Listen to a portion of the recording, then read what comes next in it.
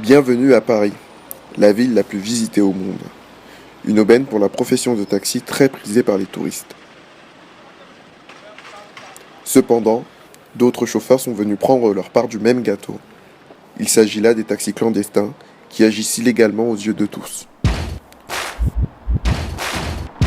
Nous en avons rencontré un qui opère à Paris.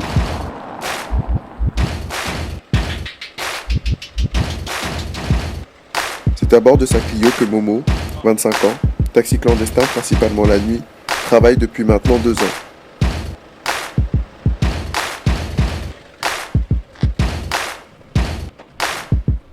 Tout le monde m'appelle Momo, c'est Mohamed. Donc moi je fais taxi clandestin depuis à peu près 2 ans. Bon, c'est pas pour en vivre, hein, je dirais pas ça, c'est plus pour arrondir les fins de mois, pour pouvoir payer mes sorties, mon essence, tout ce qui est supplémentaire, quoi, superflu. C'est vraiment la police qui nous traque, hein, que ce soit les Boers ou la police normale ou la BAC ou n'importe quelle brigade.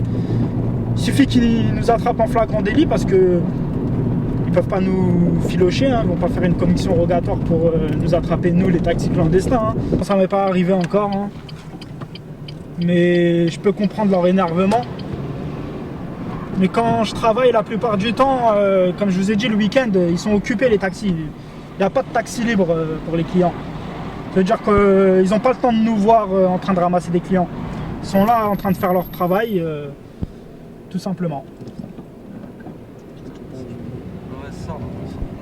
Face aux policiers, nous avons bien sûr dû couper nos caméras.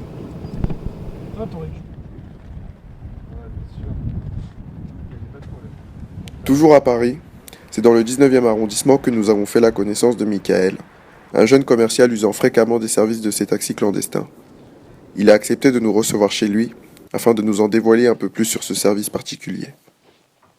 Je sortais d'une soirée, j'étais en boîte près de... Je pense que j'étais vers le côté des champs. Et j'avais plus trop d'argent sur moi, etc. J'avais perdu ma carte, donc c'était un peu compliqué. Il me restait quoi, une dizaine, vingtaine d'euros pour aller dans le 20e. Du coup, il m'a proposé un tarif. Franchement, j'ai halluciné au départ, je croyais pas trop. Et du coup, voilà, ça s'est fait comme ça. Bon, j'ai gardé son contact, son numéro.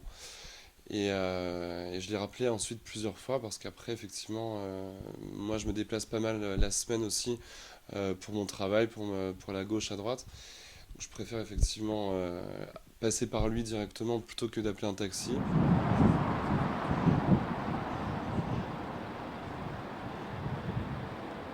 Donc là, on va aller rejoindre 2-3 potes au Queen. Je pense surtout qu'on va boire quelques verres. Et puis en sortant, on contactera Paul. J'espère qu'il sera dispo aussi pour venir nous chercher. C'est moi. Ouais, dis-moi, tu peux venir au champ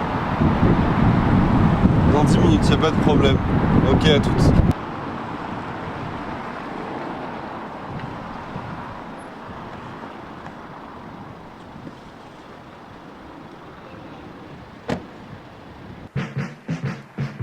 Après avoir enquêté, nous nous sommes rendus compte que les taxis clandestins étaient très nombreux dans la petite couronne.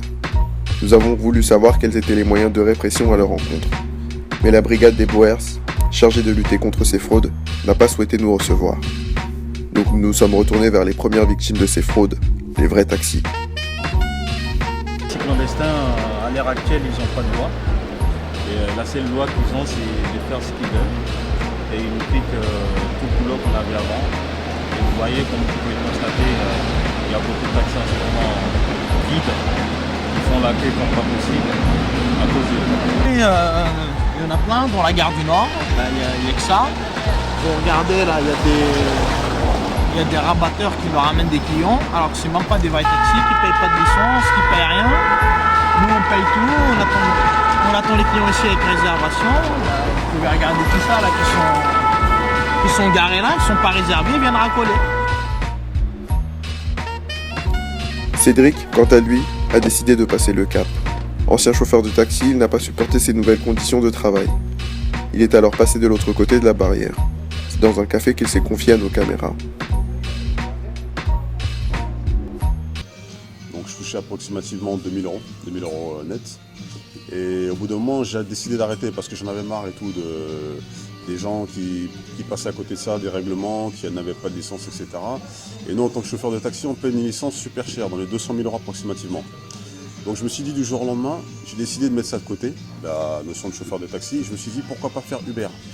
Donc j'ai commencé par faire Uber, et en parallèle, j'ai gardé mon taxi, et je me suis dit que j'allais faire mon taxi au black.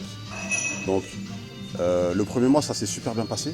Je suis monté approximativement à 3000. Et en faisant Uber et le taxi au black, je me fais en moyenne approximativement 3000 à 4000 € net, on va dire. Entre Uber, les taxis clandestins et les chauffeurs VTC, la profession de taxi ne risque-t-elle pas de s'estomper à petit feu?